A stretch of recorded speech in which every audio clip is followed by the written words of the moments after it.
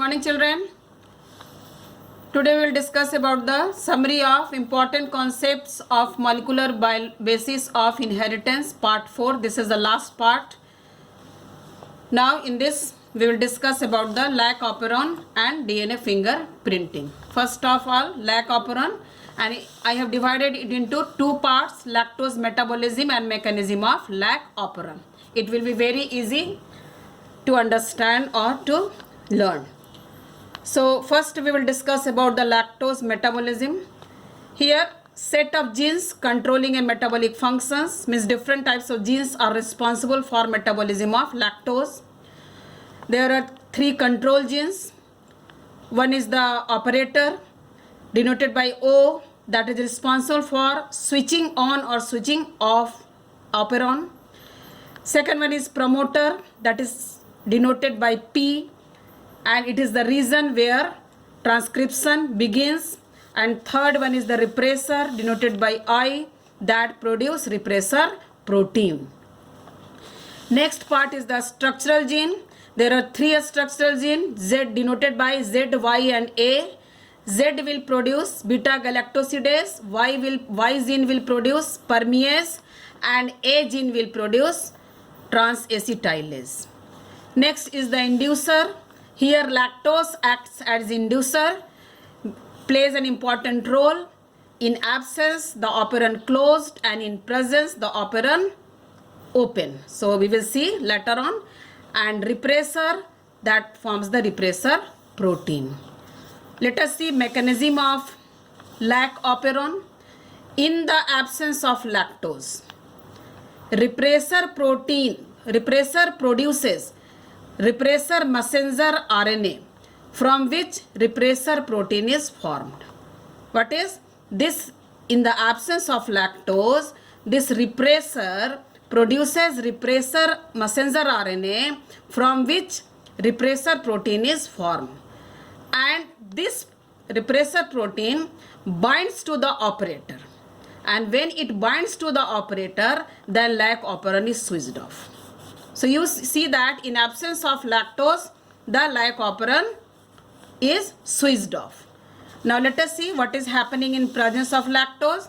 So in presence of lactose, lactose binds to the repressor protein and deactivate it. Okay. So structural gene activated. What are the structural genes? Z, Y and A structural gene. So all the structural genes now, what is happening? This permease increases permeability of the cell. Transacetylase acetylize lactose, and beta galactosidase convert it to glucose and galactose. This is the diagram of lac operon. Here you see that this is the, in absence of inducer, this repressor binds to the operator region O and prevents RNA, this polymerase, from transcribing the operon. Here in presence of inducer, what is happening? Here this inducer binds to the repressor and make it inactive, so that this structural gene are responsible for forming the beta galactosidase, permease and transacetylase. So here it is about lac operon. The next is DNA fingerprinting. What is the principle of DNA fingerprinting?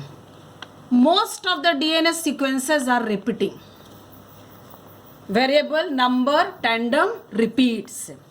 Okay. Highly repeated sequence are satellites. There are two satellites, micro and mini.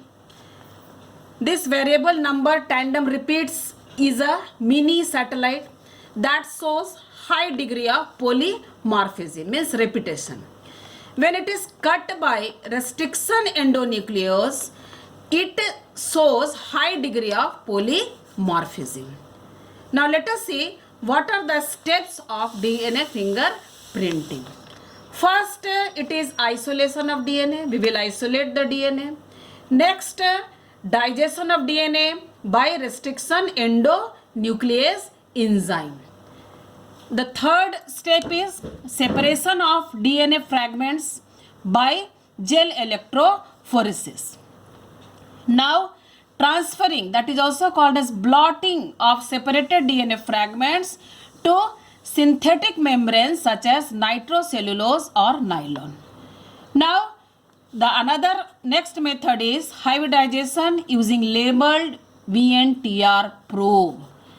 Now, at last, detection of hybridized DNA fragments by autoradiography. So, these are the different 6 steps of DNA fingerprinting. This is the diagram of showing the schematic representation of DNA fingerprinting. Thank you. Have a nice day.